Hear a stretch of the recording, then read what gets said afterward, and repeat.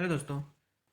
तो दोस्तों आज हम लोग शुरू करने जा रहे हैं आपके बिजनेस लॉस का पहला chapter, the Indian contract act 1872। तो दोस्तों आप लोगों को तो नाम से पता चल गया होगा कि ये द इंडियन कॉन्ट्रैक्ट एक्ट है जो कि फॉर्म हुआ है 1872 में, जैसे कि इसका नाम है 1872। तो चलिए शुरू करते हैं। बेसिकली दोस्तों ये सब चीज़ें ये जो पॉइंट्स हैं ये उतना ये सब एग्ज़ाम के पॉइंट ऑफ व्यू से अगर देखा जाए तो ये सब पूछा नहीं जाता है। अगर आप फिर भी चाहें तो इसे पढ़ सकते हैं, लेकिन आईसीआई इन सब से बिल्कुल भी नहीं पूछती है। तो हम लोग मेन टॉपिक पे आ जाते हैं। तो जो मेन टॉपिक है यहाँ से शुरू होता है, व्हाट इज़ अ कॉन्ट्रैक्ट। दोस्तों हम पूरा एकदम एग्ज़ाम के पॉइंट ऑफ व्यू से पढ़ने जा रहे हैं, क्योंकि मई में आपका एग्ज़ाम है और उसी के पॉइंट ऑफ व्यू से हम लोग पढ़ते हुए चलते जाएंगे, क्योंकि भगवान करे ये वाला मई वाला अटैम्प्ट आपका लास्ट अटैम्प्ट हो। तो यहाँ पे कॉन्ट्रैक्ट के बारे में आपको कहा बताया गया है कि व्हाट इज़ ए कॉन्ट्रैक्ट। दोस्तों जो ये डेफिनेशन दिख रहा है आपको, the term contract is defined under section 2H of the Indian contract act 1872 as an agreement enforceable by law. ये आपको अच्छी तरह से याद होना चाहिए। इसे आप रट के चल जाइएगा एग्जाम में, क्योंकि एग्जाम में डायरेक्ट क्वेश्चंस पूछते हैं कि डिफाइंड कॉन्ट्रैक्ट। तो आपको ऐसे करके लिखना होगा कि according to section 2H of the Indian contract act 1872 a contract is defined as an agreement enforceable by law. अब the contract consist of two essential elements, an agreement and its enforceability by law. तो अब इसमें इसके आगे बता रहा है कि जो कॉन्ट्रैक्ट है वो दो एसेंशियल एलिमेंट्स को कंसिस्ट करता है। पहला एक हुआ एक एन एग्रीमेंट और it's an enforceability by law. अब एग्रीमेंट तो आप जानते हो, आप लोग सब जानते हो कि क्या होता है। एग्रीमेंट मतलब हुआ कि जैसे ए है और बी है, ए ने बी को बोला, ए और बी के बीच में आपस में एग्रीमेंट हुआ कि मैं तुम्हें 1 लाख रुपया दूंगा, बदले में तुम मुझे अपनी गाड़ी बेचोगे, तो ये हुआ एग्रीमेंट। तो ये तो हम लोग सब जानते हैं एग्रीमेंट क्या होता है। और ये जो है इट्स एनफोर्सिबिलिटी बाय लॉ।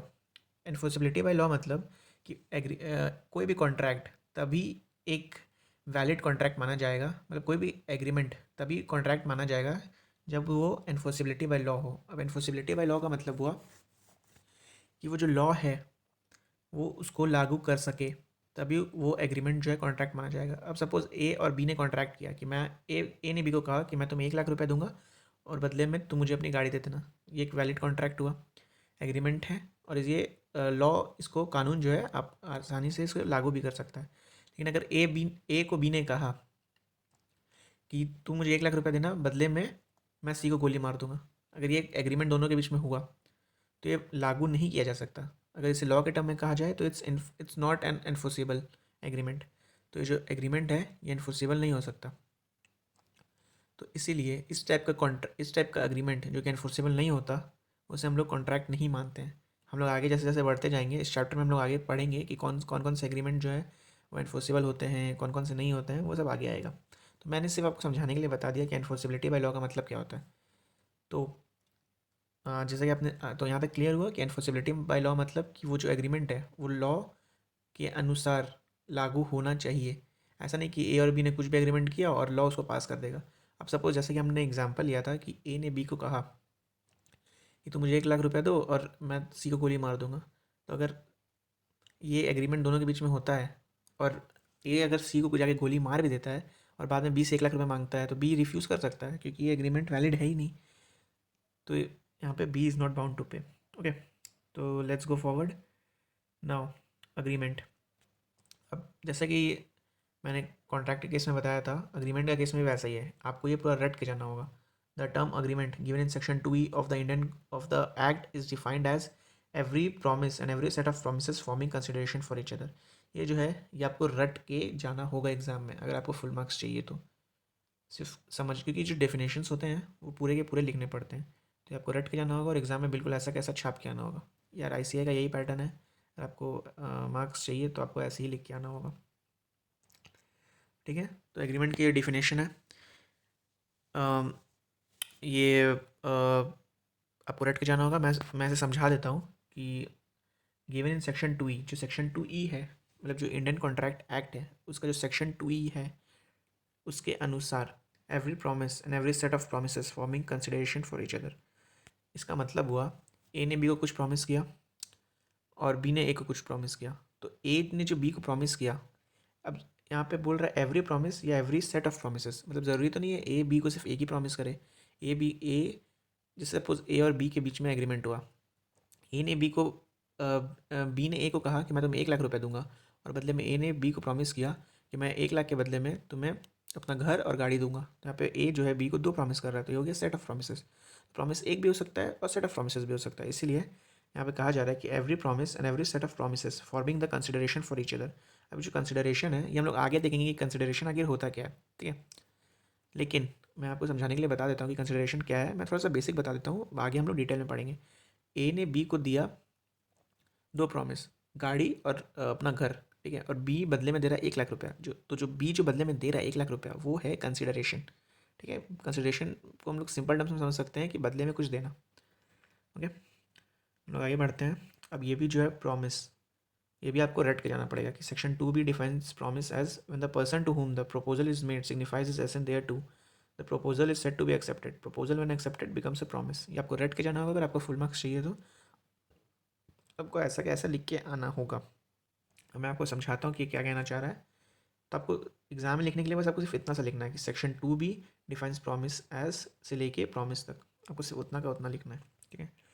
तो हम लोग देखते हैं the following points emerge from the above definition, ठीक है। हम लोग पॉइंट समझते हैं। The person to whom the proposal is made, ठीक है। जो पर्सन जो है जिसको प्रपोजल किया गया, जैसे सपोज ए ने बी को प्रपोजल दिया, तो यहाँ पे बी के बारे में बात हो रही है। तो person to whom proposal is made signifies his assent thereto on that proposal which is made to him, ठीक है। The proposal becomes accepted proposal becomes promise, ठीक है।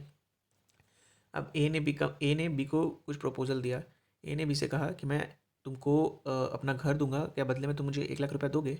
ए ने बी को प्रपोजल किया, ठीक है। अब बी अगर एक्सेप्ट कर लेता है इस प्रपोजल को कि ठीक है मुझे 1 लाख रुपया दो, मैं बदले में तुम्हें अपना घर दूंगा, तो ये बन जाता है प्रॉमिस, ठीक है। Thus, we can say that an agreement is a result of proposal made by one party to the other party and the other party gives his acceptance thereto, of course for mutual consideration।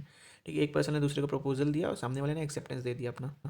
ए ने B को proposal दिया, B ने ए को acceptance दे दिया, तो ये बन गया प्रॉमिस। तो हम लोग इससे क्लियर होता है कि agreement is equal to offer proposal plus acceptance, ठीक है।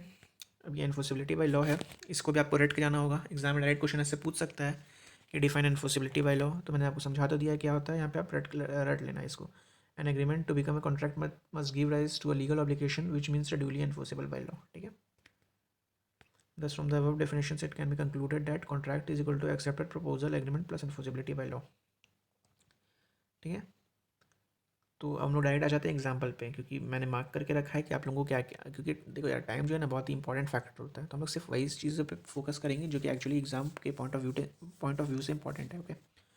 Example 1, A agrees with B to sell car for rupees 2 lakhs to B. Here A is under an obligation to give car to B and B has the right to receive the car on payment of rupees 2 lakh, and also B is under an obligation to pay rupees 2 lakhs to A and A has right to receive rupees 2 lakhs, okay। तो ये बता रहा है कि कोई भी agreement, कोई भी कॉन्ट्रैक्ट जो है वो एक दूसरे को, तो अगर आप अग्रीमेंट और कॉन्ट्रैक्ट में ना ज़्यादा कन्फ्यूज़ मत होना। आप एग्रीमेंट भी बोल सकते हो, कॉन्ट्रैक्ट भी बोल सकते हो, ठीक है। बस वही है कि हम लोग जानेंगे कि आगे दोनों के बीच में क्या डिफरेंस होता है, लेकिन बोलने के टर्म में आप एग्रीमेंट भी बोल सकते हो, कॉन्ट्रैक्ट भी बोल सकते हो, ठीक है। A agrees with B to sell car for rupees 2 lakhs to B, ठीक है। ए ने बी के साथ अग्री किया गाड़ी को बेचने का 2 लाख रुपये में। अब ए जो है यहाँ पे, अब A is under an obligation to give car to B. अब ए जो है वो ऑब्लिगेशन के अंडर है कि उसको बी को कार देना ही होगा, और बी जो है he has the right to receive car on the payment of rupees 2 lakhs। अब ए और बी के बीच में कॉन्ट्रैक्ट हो गया है। अब कॉन्ट्रैक्ट होने के बाद ए जो है उसको देना ही पड़ेगा कार बी को, वो ऑब्लिगेशन के अंडर है, और बी के पास राइट है कि उसको कार को वो रिसीव कर सके। और अब बी के पास बी भी एक ऑब्लिगेशन के अंडर है कि उसको ए को 2 लाख रुपया देने ही होंगे, और A has a right to receive 2 lakh rupees. मतलब कॉन्ट्रैक्ट फॉर्म होने के बाद दोनों ए और बी एक दूसरे के लिए certain obligations and rights create कर रहा है, ठीक है। दोनों के पास ए भी कुछ ऑब्लिगेशंस के अंडर है, और ए का भी कुछ राइट्स है, बी भी कुछ ऑब्लिगेशंस के अंडर है, और बी का भी कुछ राइट्स है, okay. Father promises his son to pay him pocket allowance of rupees 500 every month, but he refuses to pay later. The son cannot recover the same in court of law as this is a social agreement. This is not created with an intention to create legal relationship and hence it is not a contract. दोस्तों मैं पहले ही बता देता हूँ, ये वाला जो example है ये 2021 से जो नया बुक इशू हुआ है उसमें है, ठीक है।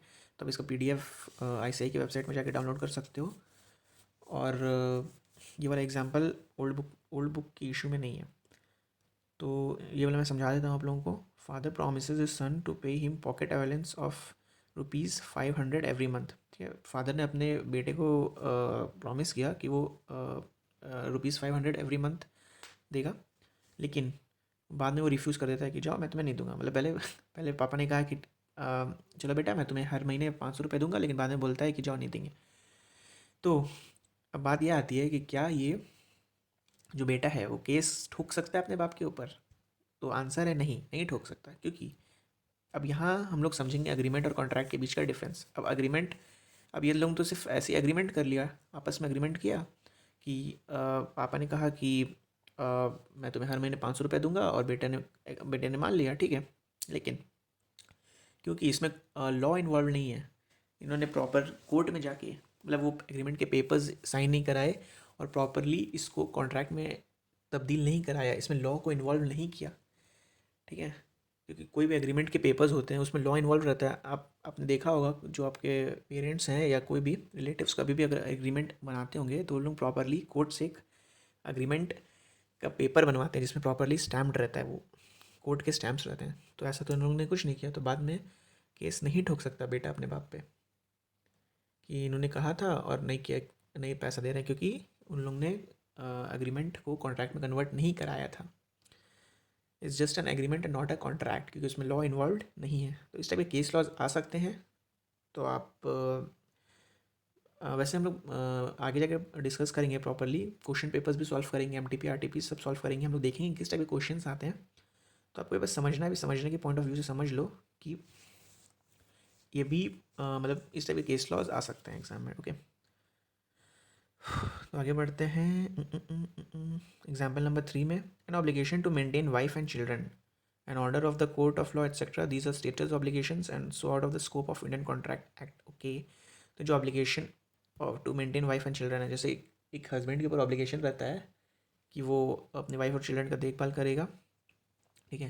तो ये सब जो है इंडियन कॉन्ट्रैक्ट एक्ट में नहीं आता है। इंडियन कॉन्ट्रैक्ट एक्ट में हम लोग वही सब पढ़ते हैं, वही सब कॉन्ट्रैक्ट्स के ऊपर सब होता है, लॉज हैं, वही कॉन्ट्रैक्ट के बारे में पढ़ते हैं जो कि मतलब एग्रीमेंट से अराइज हुआ। जैसे ए और बी के बीच में कुछ एग्रीमेंट हुआ, उससे जो अराइज हुआ उससे के बारे में हम लोग पढ़ते हैं। तो ये तो जो obligation to maintain wife and children है, ये तो हस्बैंड और वाइफ के बीच में एग्रीमेंट नहीं हुआ था कि मैं तुम्हारा ध्यान रखूँगा।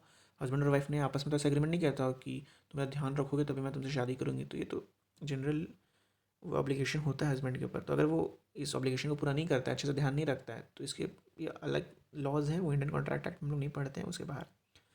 तो अब हम लोग बात करते हैं difference between agreement and contract के ऊपर। ओके, अग्रीमेंट है और कॉन्ट्रैक्ट है। तो अब ये बॉक्स है जिसमें कि 4 पॉइंट्स हैं, ये आपको रट के जाना होगा, क्योंकि एग्ज़ाम्स में इस टाइप के बहुत बार पूछते हैं, 5 नंबर के लिए, 7 नंबर के लिए। अगर आपको पूरा मार्क्स चाहिए 5 में 5, तो आपको ऐसा कैसा लिख के आना होगा, क्योंकि आईसीआई नंबर बहुत काटती है, तो आपको कुछ भी मौका नहीं देना आईसीआई को नंबर काटने के लिए। तो आपको पढ़ के जाना होगा difference between agreement and contract. तो मैं एक बार पढ़ देता हूँ, लेकिन आपको तो ये रट नहीं होगा। ये तो पहला वाला पॉइंट जो है वो तो डेफिनेशन है, तो वो तो मैं समझा चुका हूँ।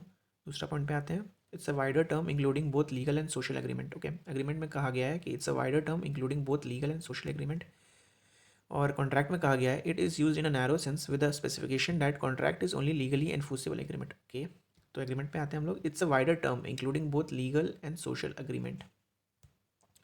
तो अग्रीमेंट जो है वो एक वाइडर टर्म है, वो लीगल भी हो सकता है और सोशल भी हो सकता है। तो हम लोग ने पहले देखा, फादर और बेटे के एग्जाम्पल में देखा कि अग्रीमेंट जो है उसमें फादर और बेटे ने उसको लीगल नहीं कराया, तो वो सोशल एग्रीमेंट ही रह गया। और अगर वो लोग प्रॉपरली उसको कोर्ट को इन्वॉल्व करा लेते, लॉ को इन्वॉल्व करा लेते, तो वो लीगल एग्रीमेंट हो जाता। तो अग्रीमेंट जो है वाइडर टर्म है, ये लीगल एग्रीमेंट भी हो सकता है, सोशल एग्रीमेंट भी हो सकता है। ओके, और जो कॉन्ट्रैक्ट है, it is use in a narrow sense with the specification that contract is only legally enforceable agreement. लेकिन ये कॉन्ट्रैक्ट जो है ये वाइडर नहीं हो सकता, ये नैरो सेंस में यूज़ होता है ये वर्ड कॉन्ट्रैक्ट। और ये सिर्फ लीगल हो सकता है ये कॉन्ट्रैक्ट, सोशल कॉन्ट्रैक्ट कुछ नहीं होता, लीगल कॉन्ट्रैक्ट ही होता है। Okay, it may not create legal obligation, an agreement does not always grant rights to the parties. Okay, it may not create legal obligation and an agreement does not always grant right to the parties.